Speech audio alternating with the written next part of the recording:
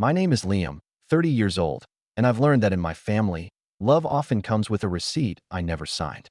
At breakfast, my dad lifted his fork like a baton and announced it the way you'd announce a weather report that never affects you. We've booked a trip to Italy, just the six of us. You understand, right? He didn't look at me when he said it. He looked at the eggs. He always looks at objects when he's doing something he doesn't want to own. My mom nodded. My older sister, Summer, smiled. The smile you give when a surprise has been sitting in your throat for weeks and you're desperate to spit it out on cue. Her husband laughed into his coffee like this was a joke we all knew. Hey viewers, before we move on to the video, please make sure to subscribe to the channel and hit the like button if you want to see more stories like this. I looked at my plate, then lifted my eyes and gave them the gift they always expect: permission. Of course, I said. I wasn't sarcastic. I wasn't bitter. I used the same tone I use with bank tellers and TSA lines: smooth, cooperative, painless. The kind of voice that helps other people believe they're kind. They launched into logistics without me, connecting flights, gelato versus granita. My mom said Florence might be hot, but the good kind, which means the kind of heat you can post about. Summer's husband searched for Tuscan wine tours on his phone. My dad listed luggage limits like commandments. No one asked me about time off, or if I'd ever wanted to see Rome, or if I was free. They didn't need to. They had already written me out of the itinerary and, out of habit, into the ledger. When they talk like this, I go quiet. Not the sulking quiet, the listening quiet. I can hear the gears of a machine I didn't build clanking in the walls. This breakfast wasn't the beginning. It was just the newest layer of something I used to pretend wasn't eroding me. After dishes, after the stunned smile, after my sister's sweet, "Wish you could come, Lee." Like I blocked myself, I drove home with the windows down and the radio off. I put my key in the lock and paused at the ridge of my own threshold. Breathing there felt like stepping into a decompression chamber. My phone buzzed at 10:41 p.m. Bank alert $1,982. Rome Boutique Hotel, $524. Venice Water Taxi, $2,760. Florence Food Tour Package. More entries spilled like a drain, unclogging. $9, $200 in total before the numbers stopped dancing. I stared, not because I was surprised, because I wasn't. Because my name and my solvency have always been the family's favorite ghost. Things appear on me and vanish from them. It would have been easy to call, to stage the ritual. "Mom, did you?" "Dad? Why would?" "Summer, you know my." I skipped the ritual. I opened the banking app, touched the freeze slider, and watched it go from green to gray. The gray felt like rain on a wildfire. Then I tapped dispute on every charge. It took 5 minutes. The app folded itself closed like it had tucked me in. I made tea. Chamomile, the one that tastes faintly like apology. I sat on the couch and let the quiet touch all the places that had been bruised by attention I never asked for. My girlfriend Nora texted, "You still up?" "Yeah, family did the thing again," I typed. "Do you want me to come over?" "No, I just flipped the switch." "Proud of you. Call if you want me anyway." Nora doesn't come with lessons or ultimatums. She never scripts my life for me. Her ex once tried to friend my sister for proximity, a soft invasion. It didn't last. Nora made sure it didn't turn into triangulation. I like women who understand doors. At 5:32 a.m., my mom texted from the airport. "Why did our boarding pass vanish?" I typed slowly. "I'm not on the trip." That was all. The 3 dots blinked like a heartbeat with arrhythmia, then stopped. I set the phone face down and watched the kettle steam again, just to hear something honest. It didn't start with Italy. It never starts where it looks like it starts. Moments like these are sediment. They settle grain by grain. The overlooked plate, the cashier who gets told to put it on the family card while looking at my face, the tight little jokes about how Liam is good for it. A cliff doesn't collapse because of one wave. It collapses because something has been gnawing at it long enough that even the seagulls can see through. I lay down and didn't sleep. It wasn't guilt. That emotion used to roll through me like weather. Tonight, there was only structure. I was counting breaths when the next alert arrived. Chargebacks initiated, the Florence dinner refunded, the Venice tour reversed, the boutique hotel regretted the inconvenience. I smiled. The mild private smile you practice when the world expects your gratitude, but you're busy reclaiming your name. When the sun edged through the blinds, I made a list, not punitive, procedural. My life had become a pinboard, string lines to every device, subscription, and password my family still believed ran on hope and hymns. I wrote: phones, vault, house, mortgage, autopays, business, ledger, 7 doors, 7 keys. I showered. The water hit my shoulder with the measure of a marching drum. On the shelf sat a line of prosthetic liners folded like white flags. People assume resilience is the sound of swords. Sometimes it's the soft click of a socket fitting clean, the seal of something that used to hurt finding alignment. I don't owe anyone a performance about the accident, but I owe myself the knowledge that surviving isn't the same as being used. At 9:16 a.m., another text from my mom. The airline says the hotel canceled. Not them. Fix it. I put the phone on silent. There is a holiness to silence when your entire childhood was an alarm. I ate toast that had cooled enough not to pretend it was warm. Outside, the day performed normal, and for once, I didn't try to keep up. By noon, the family chat began to fracture. My sister, does anyone have the confirmation email? My dad, Liam must have done something. My mom, don't start. The thread sprouted blame like mold in a closed room. I didn't reply. I archived it. No assent. Lunch later. Maybe. I'm cataloging some things. Want a second set of eyes? I think I need my own eyes today. Then I'll bring dinner tonight. No questions. I thought about the no questions part more than I thought about dinner. My family loves questions that are actually instructions. Nora offers quiet. That is respect. Near evening, I opened a blank document and wrote a sentence I had never allowed myself to say in ink. They don't forget me. They delete me. I watched the period settle. There are decisions that feel like slamming doors. This one felt like leveling a foundation and saving the blueprints. My dad called 3 times, then a fourth. A voicemail came through stuffed with words that sounded like advice in a house fire. You're overreacting, he began, the way men do when they need history to sit very still. We took care of you after the ACC. He stopped himself, changed lanes. Just fix it. Be a team player. The old role, the old leash. I didn't press play again. I let the waveform freeze on its jagged edge. By night, I had the list pinned to the fridge with a magnet shaped like a lemon. I touched each word like a bead on a cord. Phones, vault, house, mortgage, autopays, business, ledger, 7 doors. Tomorrow, I'd start turning keys. For now, I turned off the kitchen light and listened. My apartment hummed like a well-tuned throat. In the dark, I could finally hear myself breathe. When I was a kid, my mom used to say, "Family remembers what matters." What she didn't say is that sometimes what matters to them is what they can take. The Italy incident didn't grow out of nowhere. It was just the latest verse in a long, quiet song my family hums. One where I'm always the chorus of convenience. They're stuck at the restaurant. Dad's furious. Was that you? I didn't reply. Because when people treat you like the bank, silence becomes your overdraft protection. The wedding. You don't have kids, so you're useful. Then came Summer's wedding. She said she'd handle the budget. I believed her. I shouldn't have. A week before the ceremony, $9,800 appeared on my credit statement, wedding party invoice. I thought it was fraud. It wasn't. When I asked, Summer laughed. You don't have a wife or kids, Liam. You might as well make yourself useful. Useful.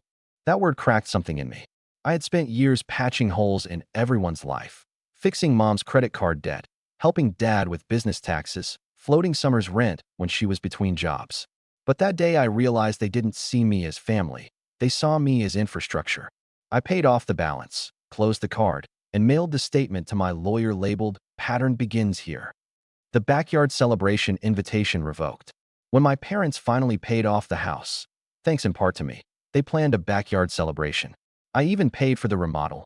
New patio, fresh paint, string lights. It looked beautiful. A week before the party, my mom called. We're keeping it small, just immediate family. I stared at my phone. Who exactly counts as immediate? She hesitated. Summer, her husband does. You'll understand, right? It's just for photos. That word again, understand. I canceled the catering that same day. When she showed up at my door, screaming that I had humiliated them, I didn't yell back.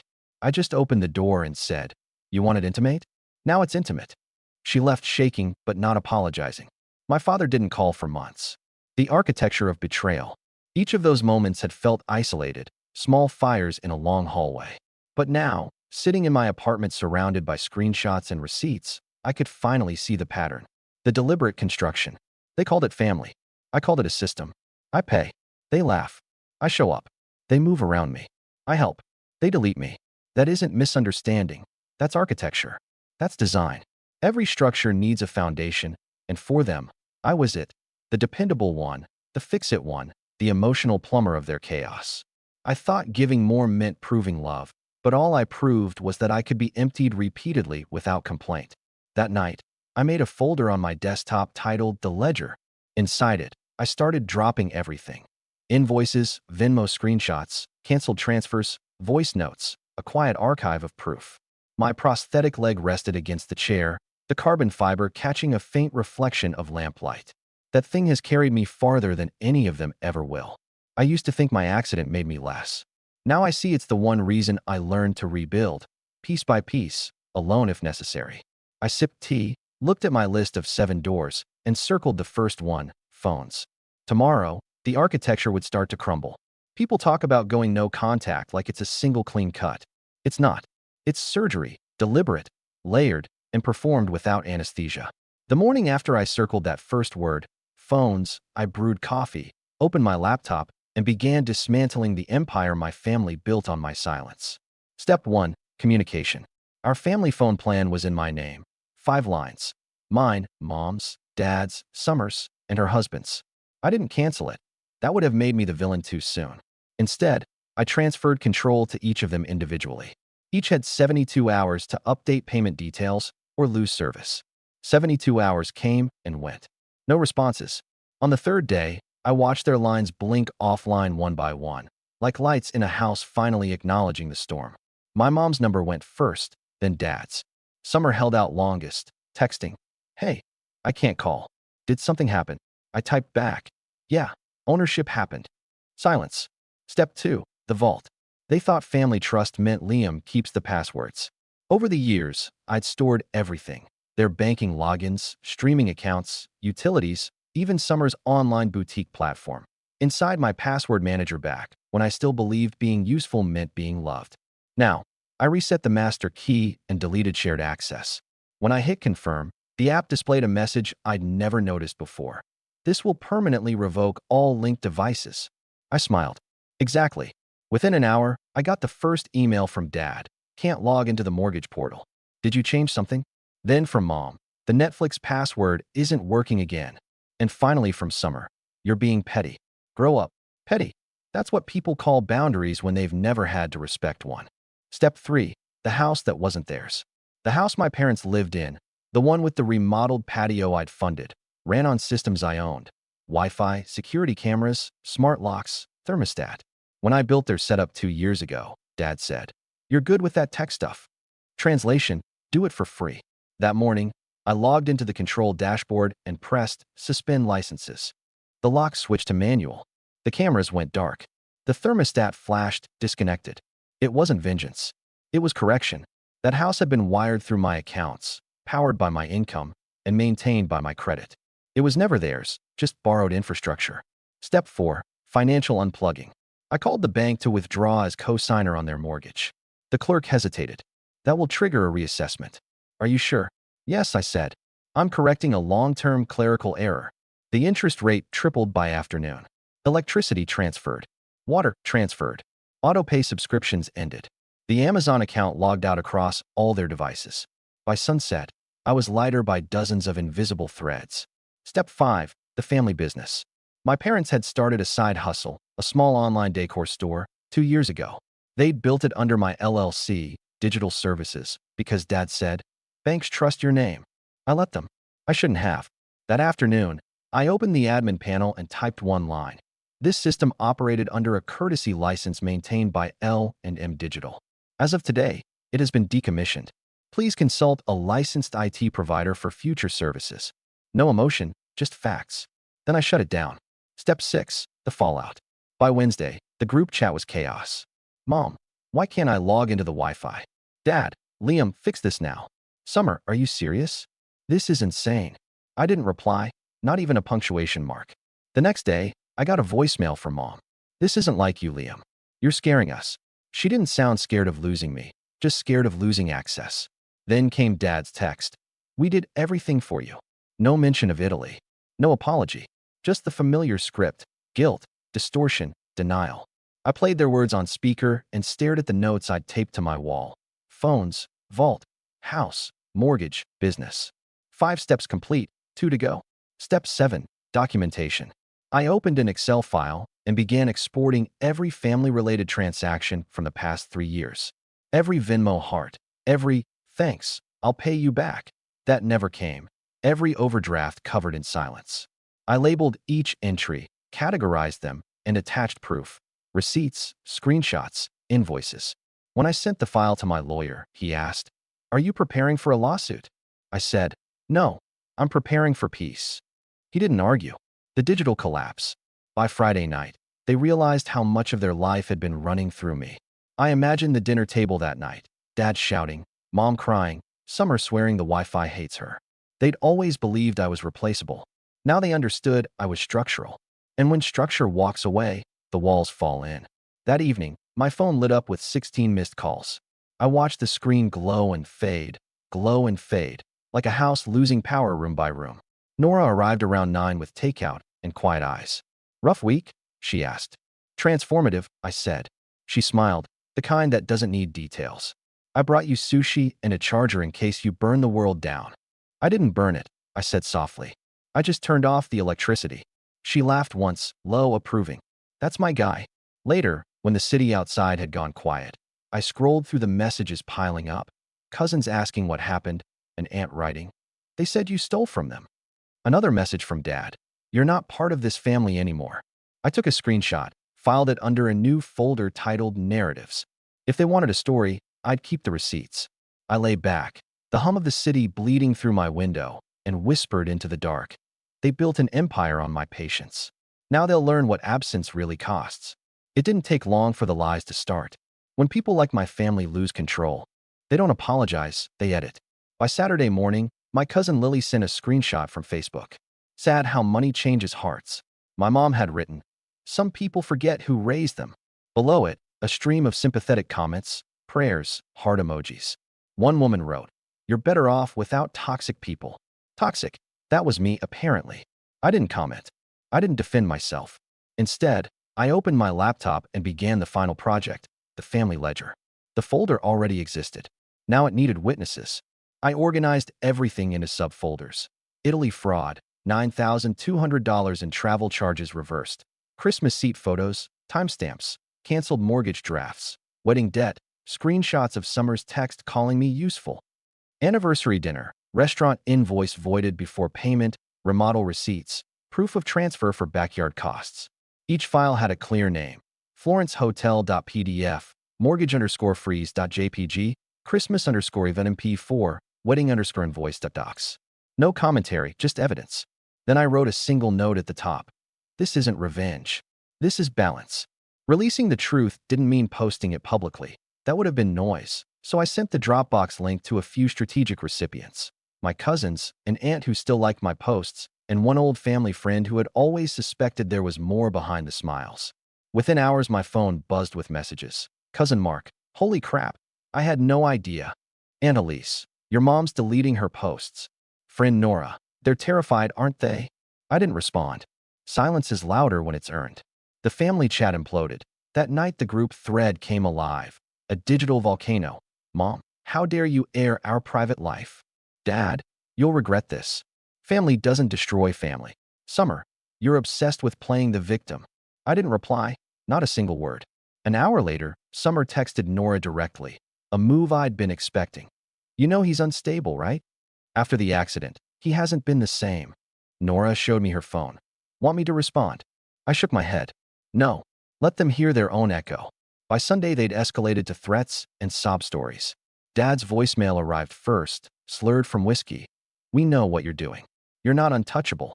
Then a message from my aunt. "Stop now before you ruin everything. You'll regret it." And finally, the one that almost made me laugh. A 3:14 a.m. group message from Mom. "Liam is no longer part of this family. Do not contact him. He's not well." Not well. Their shield. Make me sound unstable, and maybe no one would believe my receipts. Public versus private. The difference between them and me was simple. They weaponized perception. I weaponized proof. When my cousin forwarded the family thread, the same one where my dad wrote, "He's done. We're better off," I archived it next to their financial logs and added one final section to the ledger: defamation evidence. Inside, screenshots, voicemails, timestamps, all labeled, all factual. My lawyer texted, "You're collecting more than most plaintiffs." I answered, "I'm not suing. I'm preserving history before they rewrite it." For 3 days I said nothing. No posts, no calls. Just silence, the kind that presses on people who need noise to stay relevant. Then something unexpected happened. Relatives started unfriending my parents. A family friend commented publicly, "Funny how Liam's always the villain until the receipts come out." Within an hour, Mom's entire profile vanished, deactivated. Summer's wedding photos disappeared too. Dad changed his number. I didn't celebrate. There was no satisfaction, no victory, just quiet truth settling into the corners like dust after demolition. On Thursday, a knock rattled my apartment door. I looked through the peephole, my parents and Summer, standing like ghosts rehearsing a script. Nora looked up from the couch. "It's your call," she said. I opened the door, but didn't invite them in. My mom spoke first, voice trembling on command. "We didn't come to fight. We want to make it right." Summer added, "We miss you." But it wasn't regret I saw. It was calculation, the same look they used when asking for a small favor. I said it plainly. "You don't miss me. You miss access." Tears followed, soft, practiced, performative. Mom whispered, "We didn't realize how far this had gone." I asked, "How far did it have to go for you to see me?" Dad stepped forward. "Let's heal, Liam. We're family." I shook my head. "You don't want healing. You want control." They looked confused, like they thought showing up would undo months of choices. I exhaled. "This isn't a debate," I said. "It's a verdict." Summer opened her mouth, but I stopped her. "You didn't lose your safety net. You lost a son, a brother, not out of hate, but because I finally love myself enough to leave." Mom's voice cracked. "What are we supposed to do now?" I answered quietly, "Rebuild or don't, but not on my back." Then I closed the door. No slam, no dramatic exit, just the sound of wood meeting frame, the soft punctuation of freedom. They stood there for 5 minutes before leaving. That was 3 months ago. They haven't tried again because this wasn't reconciliation, it was negotiation. And I don't negotiate with people who only understand love as leverage. I archived the entire family ledger, encrypted it, and moved it to cloud storage labeled foreclosure, not revenge. That night, Nora cooked pasta while I poured wine. She raised her glass and smiled. "To peace." I clinked mine against hers. "To boundaries." When people ask how it feels to lose your family, they expect tragedy, grief, or rage, or regret. For me, it feels like space, like walking into a room finally cleared of noise. The first week was quiet, too quiet.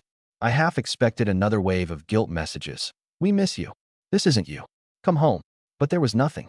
That's how you know they were addicted to access, not connection.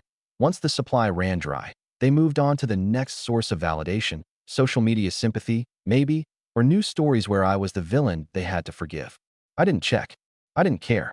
I was busy rebuilding. Every morning, I made coffee without checking my phone. I started journaling again, something I hadn't done since before the accident.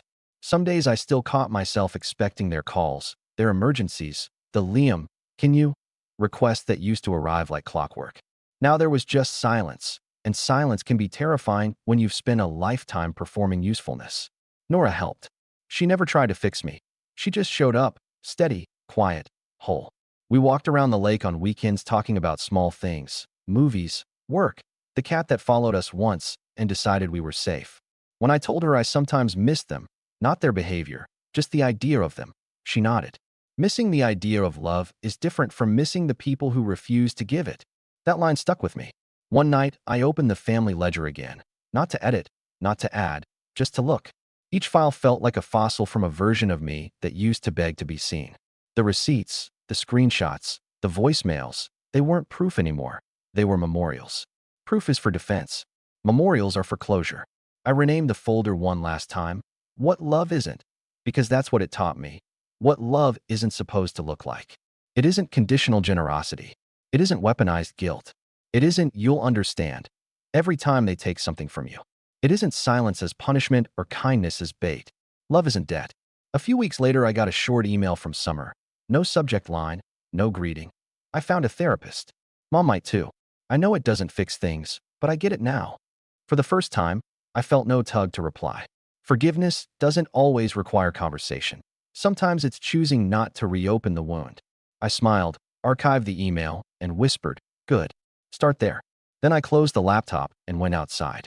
Spring came early that year. The air smelled like wet pavement and lilacs. I took my prosthetic out for a run, the kind where the rhythm feels almost like prayer. For years, my family used that part of me as a metaphor for weakness. Now it was just anatomy that worked harder than they ever did. When I reached the bridge overlooking the water, I stopped to breathe, not because I was tired, but because I could. That's the difference between endurance and survival. One drains you, the other restores you. People assume the story ends when you walk away, but really it starts when you stop explaining your boundaries and start living inside them. I haven't blocked my family completely. I don't need to. They've already learned what silence means when it isn't driven by fear. Every so often my phone buzzes with a new contact request from someone tied to them, a cousin, a friend, an old neighbor. I let them linger unread because the truth doesn't need an audience anymore. It just needs peace. That night, Nora and I watched the city lights from my balcony. She rested her hand on mine. "So, what now?" she asked softly. I looked at the skyline, sharp, endless, alive. "Now," I said, "I build things that no one else can take credit for." She smiled. "That sounds like you." I laughed quietly. "No, it sounds like the me I was always supposed to be." The wind picked up, carrying the faint hum of traffic, and for once I didn't hear it as noise, just life continuing on my terms. What do you think about this story? Let me know in the comments, drop a like, and don't forget to subscribe for more real-life stories.